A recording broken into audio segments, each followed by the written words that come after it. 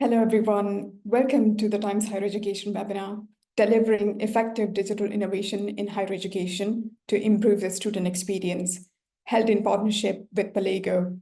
My name is Ritu Sajeev. I'm the Deputy Editor for Brand Content at Times Higher Education. As we navigate an era defined by rapid technological advancement, institutions face the pressing challenge of not only adopting new technologies, but also ensuring that these innovations genuinely enhance the student experience. This is set against the backdrop of budget cuts and financial challenges that institutions, especially in the UK, are facing. Over the course of this hour, we'll explore how innovative digital solutions can make the process of innovation easier for institutions. Our expert panelists are going to share with us how institutions can choose the right technological tools to design dynamic learning experiences for students, and also how to measure the success of their digital initiatives effectively. Do keep in mind that we'll take questions from the audience towards the end of the discussion, so please post any questions you have for the panelists using the Q&A function.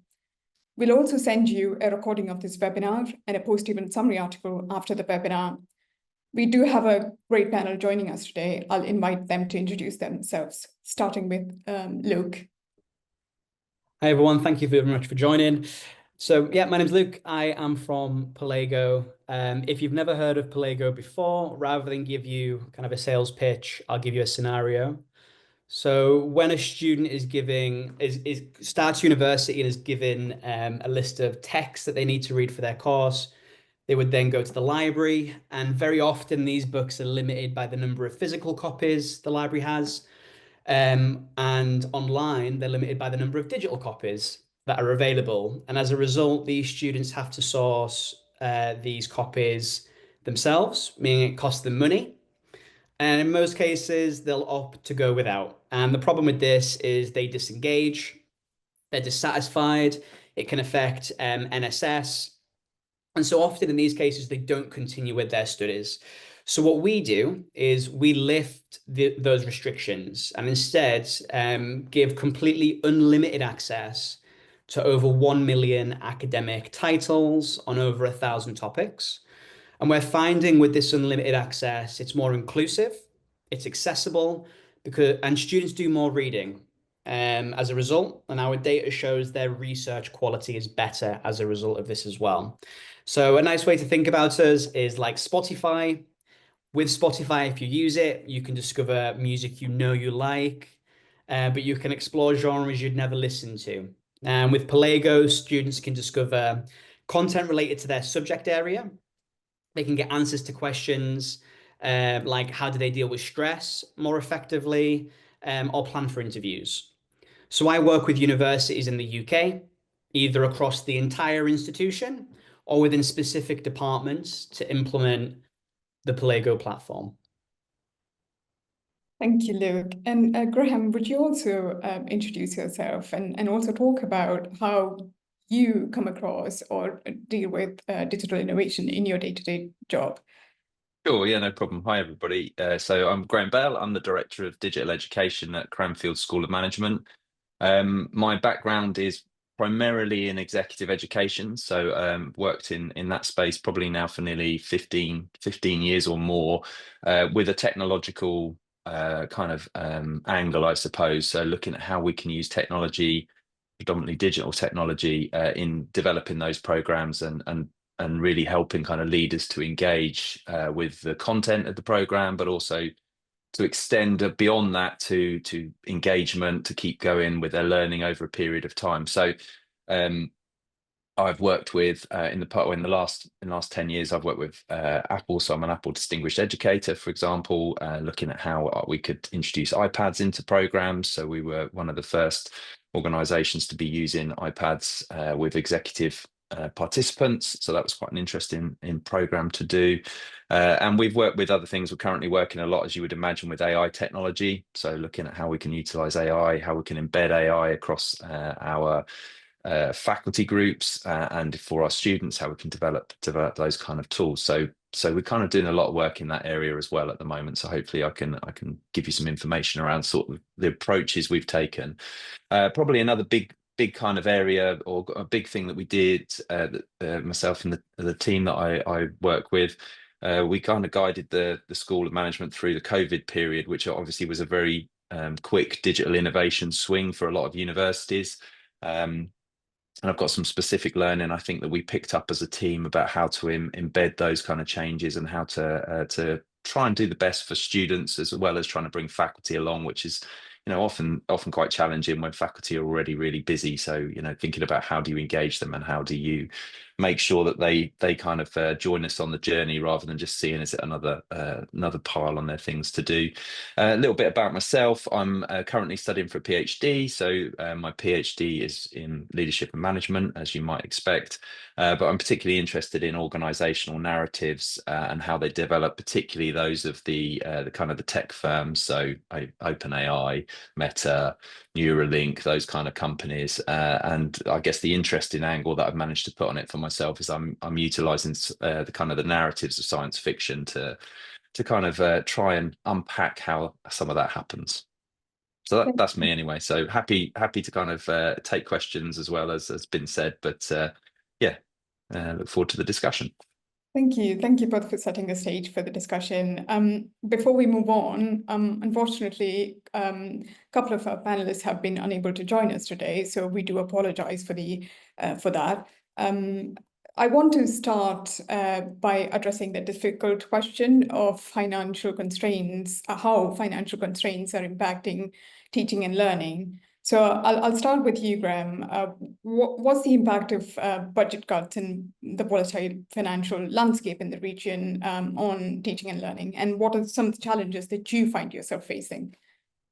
Yeah, well, I mean, there'll be the kind of obvious things, I think, to most people, but it really is about reduction of spend on new initiatives for us. It's each year we probably would look or want to start up a couple of new initiatives that are kind of trial things, pilot things to see how they go and work. So we're really having to be quite cautious around what we can do at the moment. Clearly, it's difficult to recruit, so that's another issue that everybody will be facing in the industry. I think we're also kind of having to be quite mindful about the technologies that we are utilizing now. Obviously, we've moved in the last few years to models which kind of broadly are kind of cloud models, where it's licensed per year, et cetera, et cetera. So we have to make sure that we're getting maximum value out of the licenses or the software that we're using, where we're paying for those licenses. So there's quite a lot of focus at the moment on making sure that we have got technology that is making a difference for people and is kind of generating value for the students and helping faculty along the way as well. So those are kind of some of the key things. I think the other things we're starting to look to do is look for more opportunities to collaborate. So that's kind of collaboration with other universities. I'm personally doing quite a lot of work at the moment with people like FutureLearn, but with FutureLearn, I'm starting to talk or having a lot of conversations with other universities that are kind of in their kind of ecosystem as well. And we're looking at ways in which we might be able to partner on projects and work together to kind of develop those solutions. And again, extended on from that, we're also looking for good B2B type partners as well. So people that can help us to reach new markets or speak to new audiences in different ways. So they're kind of some of the things that we're currently doing in that space because of those budget impacts, I guess. Thank you. Look, from an industry perspective, what's your take on the impact of financial challenges? I mean, a lot of what Graham said, resonates with us. I mean, we work with universities directly, and I'm fortunate that I get to speak to so many universities, go to their campuses. I see what's happening, and as a supplier, we're not blind to this. But for us, what's really important is working with those universities on, what does a good partnership look like, where you had a little bit more flexibility in those budgets, which to Graham's point, we are seeing them being cut quite significantly. There's a lot of conversations that I was having at the start of the year, which were gearing up for semester one this year. And, within 2 to 3 weeks in the summer, it was just, recruitment, it hasn't been what we expected. the budget has been cut. We just gonna have to revisit this next year. So, we felt that effect. And that's, a lot of that was down to kind of recruitment numbers not being what they were. But the lovely thing about kind of university and the type of academics we speak to is the creativeness of, how to come out of it. And, a lot of the conversations that I've been having is around, how do I apply, how do we adapt our kind of existing programs to appeal to international students? How do we adapt them for shorter courses? How do we get to where the student is? A lot of that is tied up in like exploration of apprenticeships, more kind of work-based education. And especially kind of the organizational partners, which Graham was speaking about, is, how do you become a force for good at the university, and how do you entice businesses that are local to come in and, maybe fund part of that degree. So whilst a lot of doors are closing, we do see a lot of doors open. So, one of a partnership that we launched recently was the University of Leeds. And I'm really proud of that because I worked on that one.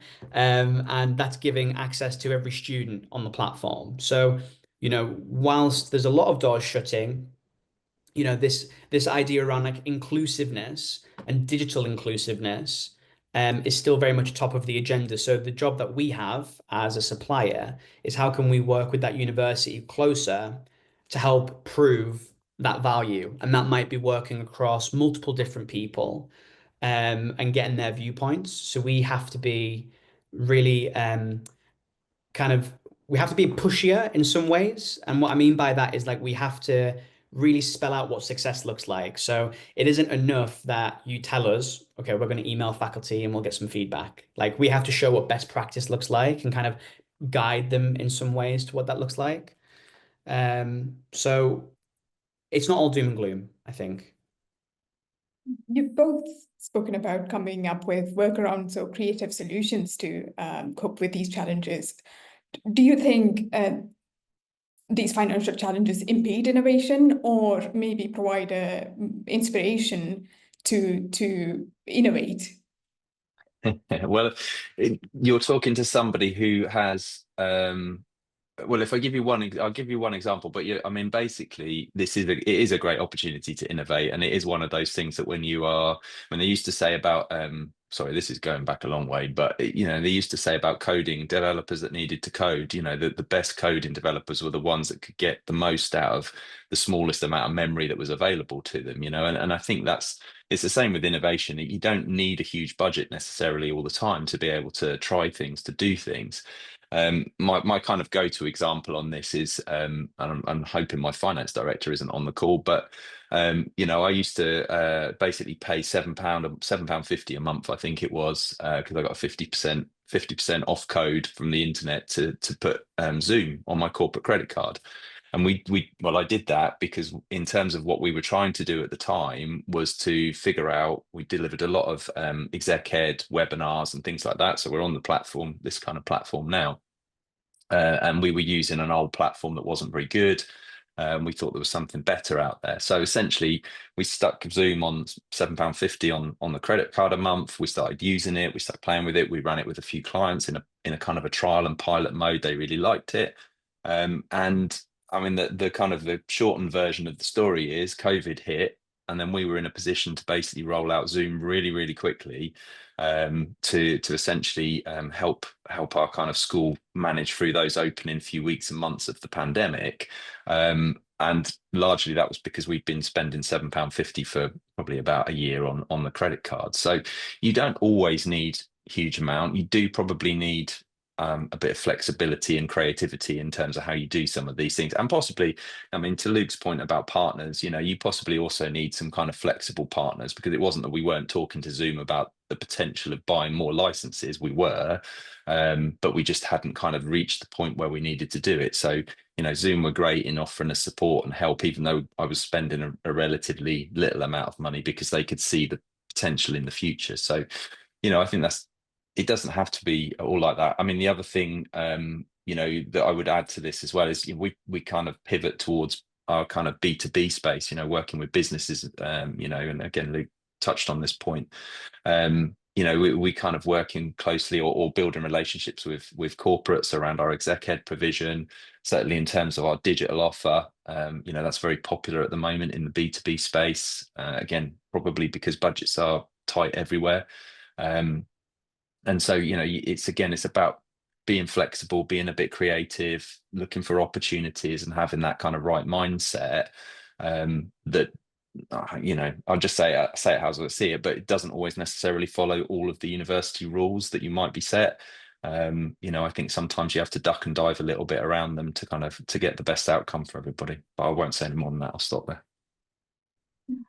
Yeah, I agree a lot with what Graham is talking about in terms of the word innovation is really loaded, and I think it's really easy for everyone to try and innovate, and this is a really big word, and actually some of the solutions can be relatively straightforward, and one of the with innovation equals AI right now, and every webinar, every conference you go to, AI is top of everyone's list of things to talk about and understand. But we as a company want to be really careful with how we implement it.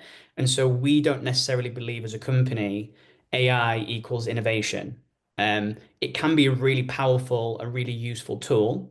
And we talk about this with our university partners, but we don't think it's the magic bullet that is suddenly going to see recruitment spike. It will help a lot of students. We think it has the power to widen participation, and the way that we utilize it, it helps students discover more content and that kind of diversify the types of authors that they're reading.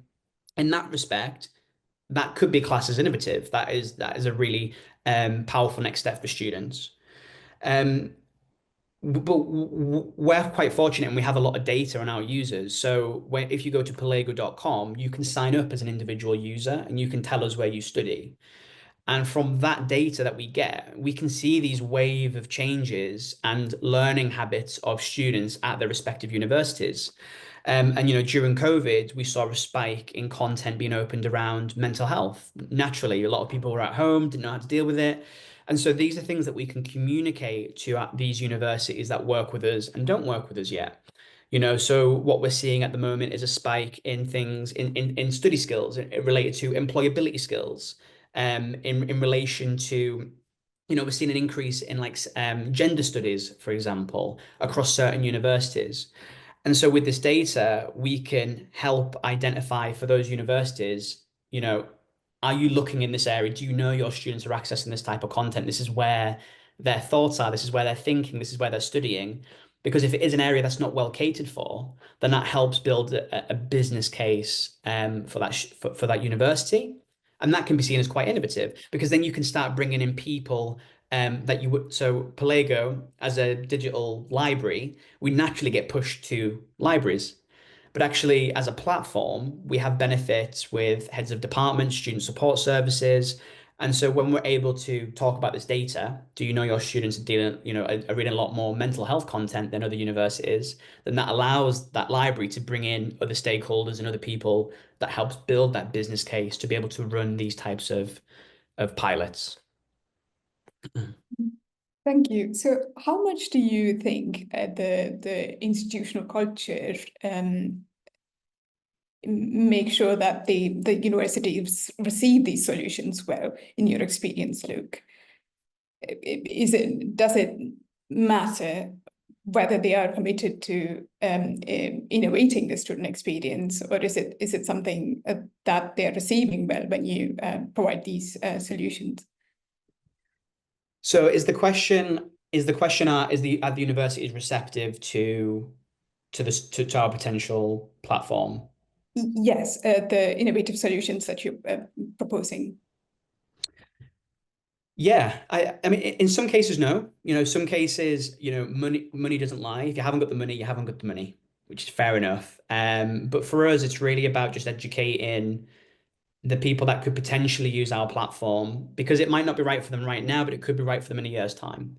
Projects come across academics' table all the time, they're constantly changing, that it might not be right for them now, but it could be right for them tomorrow. And so our role is just to make them aware. So when we go to a webinar or conference or speak to them online, we just kind of draw their attention to the data that we're seeing. Because ultimately, a pilot and when they decide to take a chance on us, it's as much a benefit for us because we don't know everything. Like we trust the university to tell us, this is how you can develop this platform to be better for us and better suited to our needs. So, getting people on board when you have data to back it up, it's relatively easy to get people aligned. So yeah, I don't know if that answers your question, but Thank you. We're seeing that technology can be a wonderful ally, especially since COVID, in improving teaching and learning. What is the importance of continuing digital innovation to ensure that the student experience doesn't stagnate or fall behind against rapid technological changes? Graham, could I come to you on that? You can. Well, I think the real issue here is that it is going to be always going to be difficult for organizations like universities to keep up with the latest trends, the latest issues, all of the latest technologies, because well, frankly, we just don't have the budgets or the people, the numbers of people required to be able to do those things. I mean, I think, you know, Luke mentioned AI, so let's kind of pile in on that quite quickly. But I mean, obviously that's a big thing for universities at the moment. How can we utilize it? Can it help to make our student experience better? For example, is an obvious one. But can it help us with our productivity, both in terms of academic and also kind of our professional staff? So we have to kind of approach those things and assess them and decide which ones are the important ones to go after and do something about. I had a really interesting conversation with a DBA student the other day who's really kind of questioning how much we were doing around AI. And sort of saying he'd been at the university for a while, he hadn't seen a huge amount about it. But having a conversation with him, I was able to kind of talk about what he was hoping to see and what we were doing. And actually, I think he's become quite a strong sort of ally of what we're trying to achieve now in that space, just by having that conversation. Now, I appreciate that's one student, but those are some of the things that I think we have to be able to do within our organizations, is have those conversations with students to understand what their expectations are, to ensure that technology use is kind of appropriate, really. And it does boil down in the end to an alignment between what you're trying to achieve as an organization, what your students want, and probably what you can afford, essentially. But yeah, I mean, I think there's probably huge amounts that could be done. I mean, I was thinking when Luke was talking, I'm not quite sure how aligned this point is, but I mean, it was just going through my head when Luke was last talking about, where in organizations some of the desks that some of these kind of innovative thoughts and tools and ideas come across. And, a lot of the time, like AI or a tool like Perlego would kind of probably land on an IT desk somewhere, and I think the reality is it's not always the right place. There needs to be pockets in universities of people that are interested in these sort of developments and kind of things as you move forward. So I guess it depends a little bit, but that's kind of I think my view. I think building on that, where we see the benefit of something like AI, if we're going to dig that into that a little bit deeper, for us, it's about that just-in-time learning. So how we can best support students is by giving them the knowledge that they're looking for as and when they need it. And so, for example, one of the problems that we identified with our content is there's 1.3 million books there. And so when we speak to a library team or academics, you've got 1.3 million titles you can choose from. You see their mind blow a little bit and like, oh my God, how can I possibly, read all of that or direct students and how, so all of these questions around, how do we surface the most relevant content? So we dug in a little deeper there and thought, how do we use AI to do that in a way that is going to benefit the student? So we launched something called Smart Search, and what that allows the student to do is write a question in a way that makes sense to them. So it doesn't have to be perfectly academically posed. It can have spelling errors.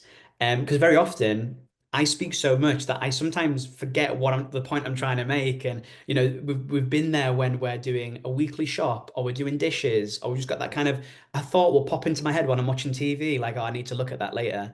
And and normally I'd go to Google or Wikipedia or something.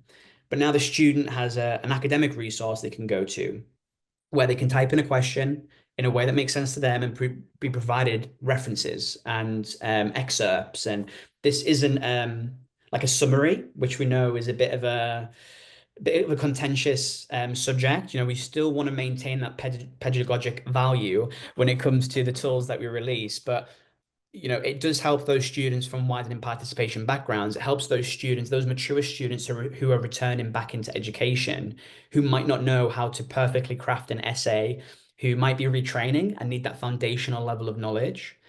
And so it really helps break down that division, we think. So AI can be really powerful. It can help students stop from falling behind, but again, we want to be really careful with how it's implemented. I want to pause here to take a question that we have, sort of linking back to my previous question. Given the pace of technological change, are universities too risk averse and bureaucratic to reap the benefits, and also help students be ready for a world in which their careers don't even exist yet? Would like to take that one. Oh yeah, I'll have a go. Yeah, I mean, I think the answer probably yes. I mean, I think we are pretty bureaucratic as organisations. There's a lot of red tape. There's a lot of, and I mean, I'm sure Luke kind of knows this from personal experience. There's a lot of doors to knock on. There's a lot of people to find. There's a lot of things to get through, contracts to be sorted and signed. You know, these things all take huge amounts of time that you know, again, my experience of working with corporates, at times corporates are kind of blown away by how long these things take. You know, I mean, it takes, you know, them, but it take what they can do in probably days takes us weeks or even months to do. So I think the answer is inevitably yes, that, you know, we are hampered by the bureaucratic nature of the organizations, but that's not to say that there isn't ways and means in which you can make some of these things work. You need people that are, and I'm assuming that there's lots of people on this call that are of this mindset, that you need people that are interested to find ways to innovate within those kind of structures. It's not always impossible. It just takes a bit of effort, and you have to be resilient and keep pushing, and, you know, want to do the best for your students, or help the faculty to achieve something that might not have been possible before. So, you know, it takes a lot to kind of knock those doors down. And the second part of the question, which I think was like about the students. Yeah, I mean, I think that's always a tricky one, because, you know, we are kind of a little bit backwards facing in terms of what we deliver at times.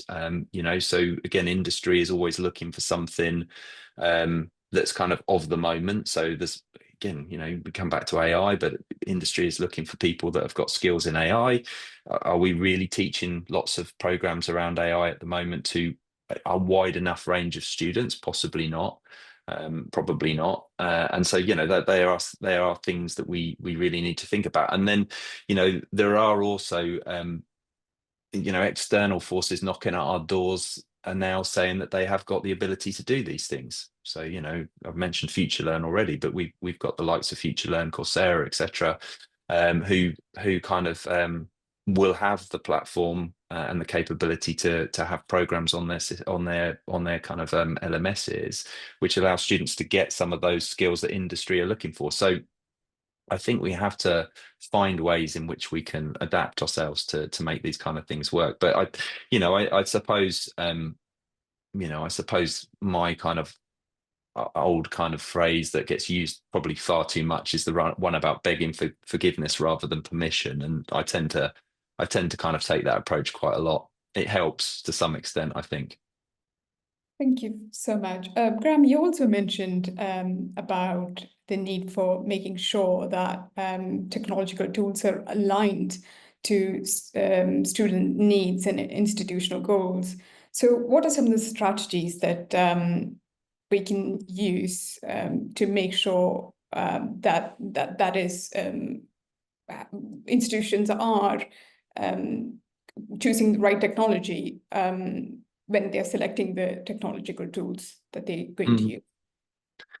Well, I mean, I think it's quite it's going to be a tricky one to answer in a simple way. But I mean, I think the first thing from a student perspective is you've got to know your students. So, you know, I mean, obviously you might not know every single one of them personally and what motivates and drives them, but you've got to have a sense of what actually is the requirements and the needs that they have. I mean, Luke again has talked about some interesting potential tools that give a sense of what is important to students. And I think, you know, using data and being able to kind of draw on data to kind of almost demonstrate that is going to be important. But I mean, I'm a kind of the view that you need to speak to people and kind of hear it from their. And the reason I say that is, you know, I think sometimes you can get feedback, let's say feedback forms that give you a data where, so you might find that on the data or on the forms your LMS scores 4.5 out of 5 or something, but when you actually speak to people, they tell you a completely different story. And so I think it's sometimes you kind of have to get into the detail to actually speak to people to hear what they're using. I mean, again, you know, come back to sort of AI at the moment. How are students using AI? Do we know how they're using AI? You know, are we interested to know how they're using AI, or would we rather not know sometimes how they're using AI? You know, so it's asking some of those questions, being prepared for some of the answers. And then I think from an organizational point of view, that really comes down to kind of having a really clear strategy.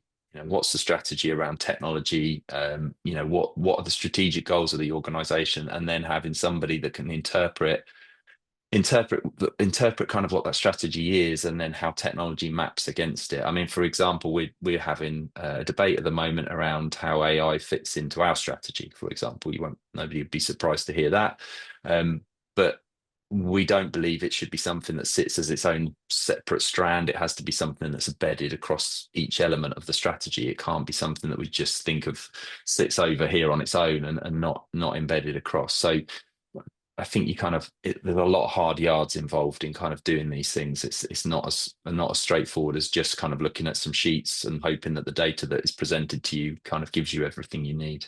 I'm not sure, Luke, from your experience, whether you'd say the same, to be honest.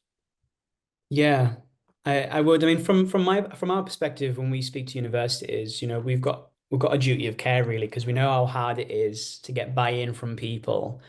And so we need to be really careful not to overpromise on what we can and can't do. You know, there's lots of competition out there. There's lots of vendors vying for universities' attention, and you know, the pool of academics is quite small. So if you know, if you overpromise and you can't deliver, then that quickly spreads throughout the industry and higher education, and we never want to be in there. So, you know, when I speak to our team, I'm always saying to them, find reasons to say no to work with them. Because if you can't find a reason to say no, then it's the right fit, it's the right product for that university at that right time.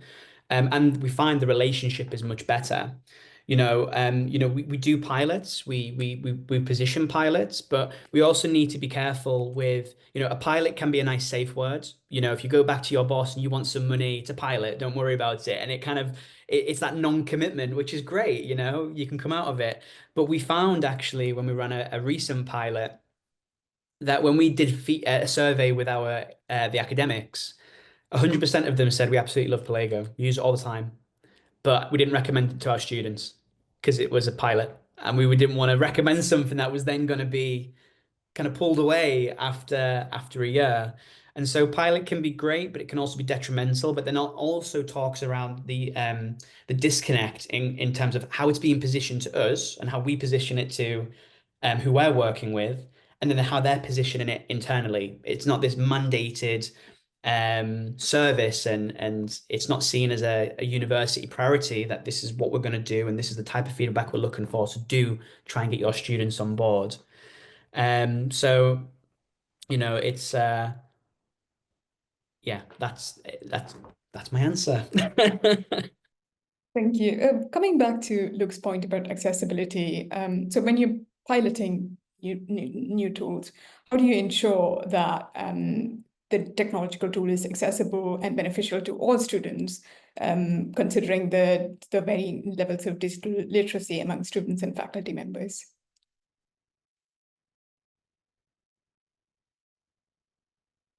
That one's for me, I guess.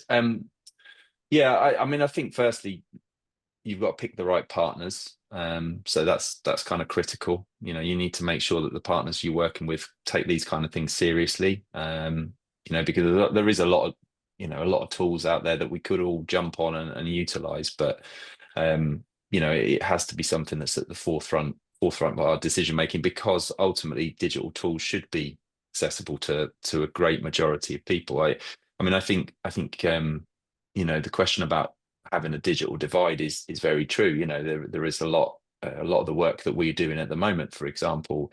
You know, you would know quite quickly that there are groups of people that are very happy to use the digital technology and comfortable doing it, and then there are people you know, that are quite concerned about what it might mean. You know, what if I use AI? You know, where's the data going?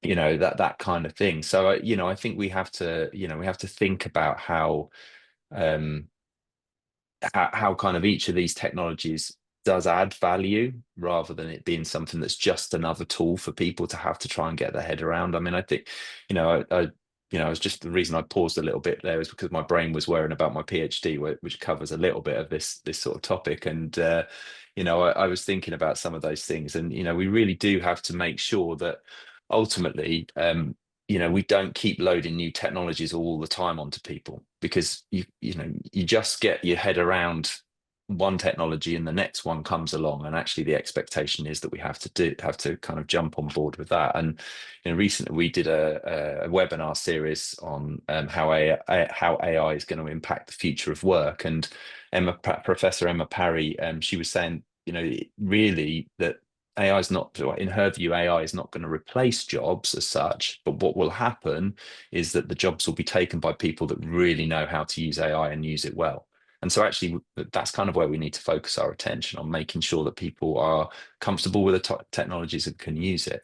I mean, I think the other thing potentially around partners is, you know, it's about making sure that kind of you take responsibility, so people in your teams know about accessibility and have the ability to kind of say to people, no, this tool isn't fully accessible, or we need to do more work to make it accessible.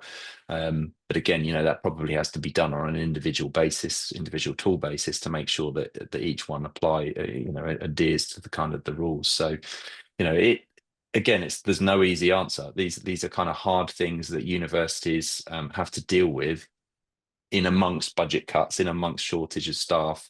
You know, but it is things that we have to kind of prioritize. Yeah, just to follow up on that, what more could be done to address the digital divide, or the digital skills divide, as you mentioned, when using technology or trying out technology? Graham, would you be able to take this one too? Yeah, all the tricky ones there, right? So, I mean, what more can be done? A lot of it boils down to, you know, I think giving people access to the tools to do it. You know, I think we really have to think, as universities, you know, we have to think about what are the appropriate tools, right? So, you know, universities, young people, I mean, we don't really deal with people at kind of the younger end of the spectrum. They tend to be people that are kind of been in business for 3 to 5 years minimum. But you know, we have to kind of make sure that people have the opportunity to use the tools and the technology, and that we are clear as to why they're relevant to them, rather than just kind of stick stuff in for the sake of it, and then provide appropriate training. You know, we can't just assume that you know, somebody who's 22, 23 knows exactly how to use the technology, you know, because that's not necessarily going to be the case. We have to do more to stop people being afraid of technology, and seeing the benefits of the technology, because as I say, you know, the kind of the problem we have with AI and things like that is they appear very quickly. There's lots of rattling about in the media about how it's going to destroy jobs and take jobs, so people become quite fearful of what it actually means, rather than looking for ways to embrace it. So, you know, in a way, we think we need to find ways to amend that narrative to kind of make it a more positive experience for people. But Yeah, I haven't got. I wish I had a magic bullet because that probably would mean my PhD was done. Following that line of thought, Luke, could I ask you what strategies can institutions take to sort of future-proof their digital investments and resources, given that technology is evolving so quickly? Ooh, it's a big question. What can they do to future-proof?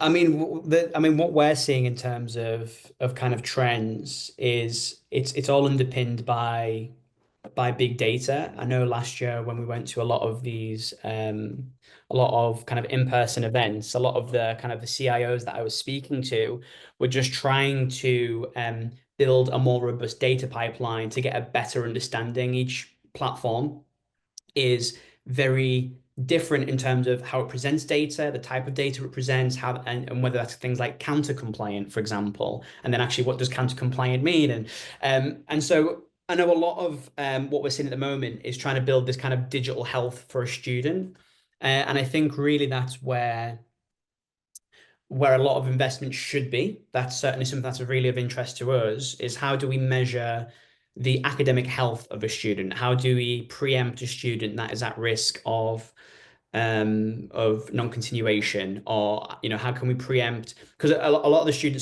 support services, for example, are amazing, but what we're doing is we're relying on students coming forward and saying I have a problem, which very rarely happens. There's a lot of it might be taboo. They might not know how to speak to a friend or peer, and so before they get to that student support services, or before we push them there, how do we support them before that end? And so, for us, we're looking to kind of future-proof the students that do come to university, helping the university retain that student. And again, that boils down to the data that we can provide, the data that is available to the university. I've not known an industry that has so much data on their customers effectively, which is what students are, but not really know what to do with it. And so we're seeing a lot of trends in that area about how do we put that data to work. And for us as Perlego, we're interested in retaining that student, but then supporting them along that journey to then push them to student support, which we think will then when they equal a happier student, a more engaged student. Thank you. I want to now move on to how to decide the metrics for evaluating the effectiveness of new technological tools and features to make sure that they are, in fact, good technological tools to use. So do you have any thoughts on what factors can be looked at to ensure that we are using the right kind of tools?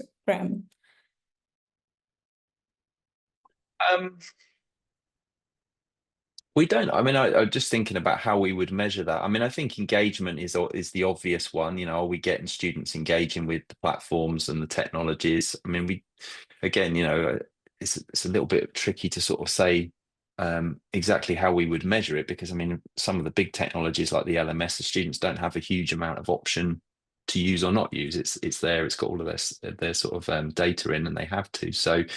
But I think on some of our pilot projects, it tends to be the way we would tend to evaluate that is effectively run workshops, kind of conversations with people that have been part of it, get feedback. I know when we put we ran a pilot before rolling out our last LMS, and we made sure we got some really detailed feedback from the students that were using it, so that we could make sure that the choices that we were making around implementation were going to be the right one. I think you've got to kind of, again, put the effort into talking to people, to hearing their opinions and their views. But you've also got to be able to then justify the spend, particularly if you're moving from pilot to full rollout, you've also got to be able to justify the spend to kind of the senior stakeholders in the organization as well. So you need that kind of data. You need the kind of the data that shows engagement, that shows usage, that also links back to kind of satisfaction, I guess, to some extent as well. But yeah, I mean, I'm not sure how easy it would be for me to answer that question in any more detail, really. You mentioned you brought up a very important point about feedback, student feedback, and creating feedback loops. So, what are some of the strategies that you're using to involve students and faculty in the decision-making process when selecting and piloting new technologies? Yeah, I mean the again, sorry for the overuse of AI here, but I mean we are kind of actively involved in this at the moment. So we kind of did this during COVID. But we run workshops for faculty and students, both alike. There's no, we don't, it doesn't necessarily matter whether it's a faculty member or a student, but to help them to kind of understand how to use the new technologies that they work with. People can drop into those sessions. We run them on a regular basis. We kind of have a repeating pattern of kind of workshops with different themes for people to drop into. And again, there's no, it's not a presentation, it's a discussion. We want to hear people's voices. We might use a couple of examples of things that are going on and that have been done, good examples, potentially some bad examples, but sort of say to people, we'd like your feedback and thoughts on these sort of things. So it's really heavily involved, heavily kind of engagement led in terms of getting people into those workshops, asking for the feedback from them, and then basically rolling that out into that kind of next stage where we might then do something where we say, right, okay, here's a 5 or 6 examples of things that people have done with the technology. Here's how it's worked for them. Here's been the positives and the negatives, and then we kind of just keep that cycle of things going. So that's the way we try and create a bit of a feedback loop. Our AI sessions were really well attended, cross section from across the university, not just within the School of Management, staff and students, faculty alike, bringing their experiences to it. And our next stage, or what we've done with that, is essentially take some of the information we found and are now kind of building out a bit of a consultancy type of approach. Where we're going to individual groups and saying, okay, so this is what we've learned, this is what we've heard. How can we kind of help you to roll this out better, to get more from it? So again, it's quite an involved approach. It's not something that you can just kind of hand over to people and expect them to get on with it on their own. But we've been really successful so far in kind of bringing people along the journey with 2 or 3 different types of technology over the last 4 or 5 years. So, that's the approach we've been using. Thank you. Luke, could you perhaps talk about Perlego's approach to gathering feedback and also incorporating it? It's really hard because, very often, like KPIs and what does success look like, it's not as well understood throughout the organization as maybe you think. And that's something that we're learning more and more about is, when we try and take a more kind of consultative approach whenever we do pilots or kind of shorter rollouts. And that is the hardest question, is what does success look like to you? Is it the number of titles that are being opened? Does that equal good? And just trying to get, a level of understanding that's going to help evaluate that. So I think there's a level of mistrust between supplier and university. We're often seen as, we just want money and we just want to,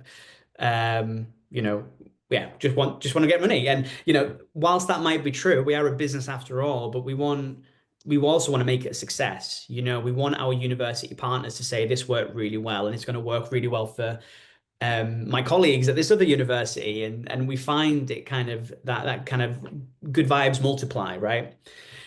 So for us, I would urge anyone, if you're on the call and you're running pilots and trials and so on, is really engage the suppliers that you're working with. If they're a good supplier, they'll have ways of working that have worked in the past. They'll have ways to engage the faculty that you might not have access to. So for example, on our platform, we can initiate a pop-up to anyone using it, and it can be a predetermined time. So for example, if they open a book and they're spending 15 minutes reading, for example, a pop-up can come up and it can be, hey, do you mind answering some questions now or later? And it can engage the academic or student in a very different way than, hey, let's get time together. Because when you ask for time, it's really hard to gather feedback. And we've seen it where, you know, our stakeholders are really engaged. They absolutely want to get the faculty on board. 10 people say yes, one turns up, you know, and it happens, and that's good. And so I would say if you are, you know, trying to get something a success, and is engage the supplier and ask what they can do. A good supplier will be able to walk you through it. You know, all of our resources when we're running pilots are dedicated to that pilot. You know, we want to make it a success. We want to help you realize value as quickly as possible, because it goes back to your next on the line. Like, you fought and you've managed upwards to get a pilot launched. You might have some colleagues that just aren't interested. They don't believe you. They don't believe it can do what this supplier is saying it can do. So, you know, just work closely with them. Thank you. Before we move on to our final question, I want to take a question that we have received from the audience. This is about the point Graham made about student expectation when it comes to AI. Given the challenging climate regarding student recruitment, how important do you see institutional innovation and adoption of AI becoming in the future to attract students? Yeah, I mean, I guess my view would be, and you probably expect me to say this, but I think it's going to be essential, whether it's embedded in tools that we use on a day-to-day basis, or whether or not we actually use some of the tools. I mean, ChatGPT, for example, you know, it might not be embedded in the services that we are offered from a university perspective on a day-to-day basis. But I certainly can make a huge amount of or get a huge amount of value out of that tool, you know, and there will be hundreds of others. So you know, it is going to be absolutely essential that we know how to use it, that we are using it appropriately, because I mean, that's the other concern that everybody has around AI at the moment is whether or not it's being used appropriately and what's happening with the data and all of those kind of things. But I guess what will happen, in my view, is that some people will become really good at using it and will get an advantage, and some people will lag behind and they will be disadvantaged. So, you know, a lot of our thinking around AI and trying to upskill people around AI is not necessarily that we've got a specific, this is what it's going to be used for tomorrow, but it's more about when the time comes and the tools are in front of people on a daily basis, they're comfortable using it, that they can get the most out of it. They know how to write. I mean, Luke made the point earlier, I think, about kind of being able to ask natural questions or to make natural points. You know, that's the kind of thing, you know, not just using ChatGPT as a Google replacement. It's, you know, it's being able to actually, you know, properly get the most power and benefit out of it. So yeah, I think hopefully that answers the question to some extent, but I mean, you know, I don't think there's an absolute tool or a usage that kind of is going to be a silver bullet today, but certainly there'll be tools coming that will help us. Thank you. My final question is, I think conversations like these are helping build a narrative about the challenges we're facing and also the road ahead. Do you have any advice, or what advice would you give to institutions that are just starting out or starting to explore new technology, or are hesitant to adopt some of the new tools?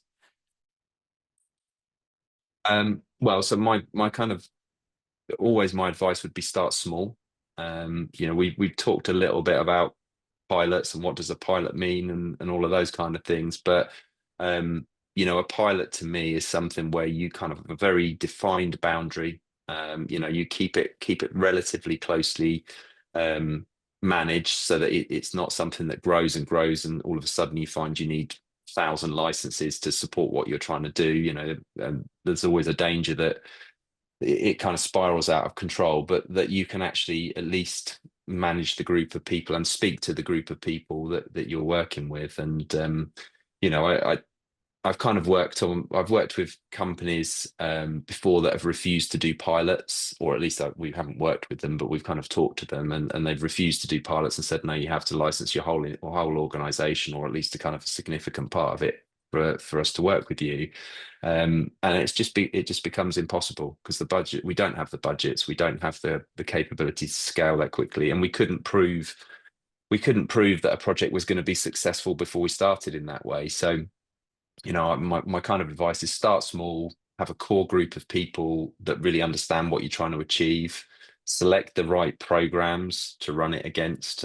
You know, I guess I'm kind of lucky probably in the exec ed world that I tend to see the programs that are likely to fit most of what we're trying to do. So carefully select the programs, and then it is about that feedback loop. It's about making sure you're getting information on a regular basis. It might be with a partner, you know, to try and work that out. But certainly if it's for students or academics, making sure you're having those conversations with them to understand actually where are they getting value? You know, is it something of value to them? And you know, sometimes perhaps the value isn't coming from the place that you think originally thought it might. So it's just making sure you're checking in with them and kind of going back through that process. Luke, any final remarks you would like to share? Nothing to add. I mean, conscious of the time, but I think Stuart put in an interesting question, which kind of builds on what Graham was talking about. I think that would be better use of time. Yeah, we do have another question. So beyond the obvious of outright cheating, what is the appropriate use of AI? Yeah. Just adding that, it's the limitations of the curriculum that needs to shift, not to limit the use of a tool when someone is seeking a genuine solution. It's a really good question, and it's a question actually that we're asking ourselves as a supplier is how do we view AI, and how do we make sure that we aren't taking away the whole, like the university experience, which is, you know, it isn't just getting from point A to point B, but it's how you got there, and it's this kind of critical thinking and deduction and research piece that we as a company are really conscious that we don't want to diminish and remove. You know, if every university we spoke to said, we want AI to remove that agency away from the student, we just want to get them the answer, we could do something like that relatively easily. But we want to really protect that university experience. But what we think is an appropriate use of AI is just reducing the barriers to entry for students. So those students who don't feel as well supported, those students that again may have learning issues like dyslexia, for example, who are a little bit conscious that they aren't going to be able to answer or ask a perfectly academic question and feel like they're going to get left behind. We really think AI can be used to support those students. But the AI tools that we have are opt-in. So we don't opt in the university partner. They have to opt in themselves because it's a university choice. And then we seek to then get the data back from that, work with them on how we can improve it, how we can maintain that kind of that integrity of academia. Graham, I don't know if you've got any. No, not much more to add really, but I mean, I'm kind of with Stuart here. I mean, I think why not use it? I mean, there are obviously limits and there are things that we should be making sure students are aware of. My favorite word around learning is being curiosity, is being curious and staying curious and asking those questions. And, you know, I think one of the things that we always have to do with AI is question what we hear, what we see from it, what we get from it. You know, is it right? Is it accurate? You know, is it telling us things that we shouldn't trust? So as long as you kind of keep that in mind, I don't really see why you wouldn't use AI to kind of improve some of those things that essentially are difficult, you know, are difficult to do, but also you can learn from it. It's not a case of just using the tool to do the work for you. It's, well, actually, if I'm doing something and it gives me an answer, or it gives me kind of a way of phrasing something or saying something differently, that's actually a learning point in its own right. So yeah, I mean, I think we need to do more work to kind of figure out how it operates or should operate within our universities. Thank you both. I really appreciate the depth of insights that you've shared. We have now come to the end of the session. So thank you to all the participants for joining us today and contributing to the discussion. A recording of this webinar will be available on the THE Connect YouTube channel soon, and you'll also receive the webinar recording and a post-event summary article in the coming days. Thank you, everyone, and goodbye.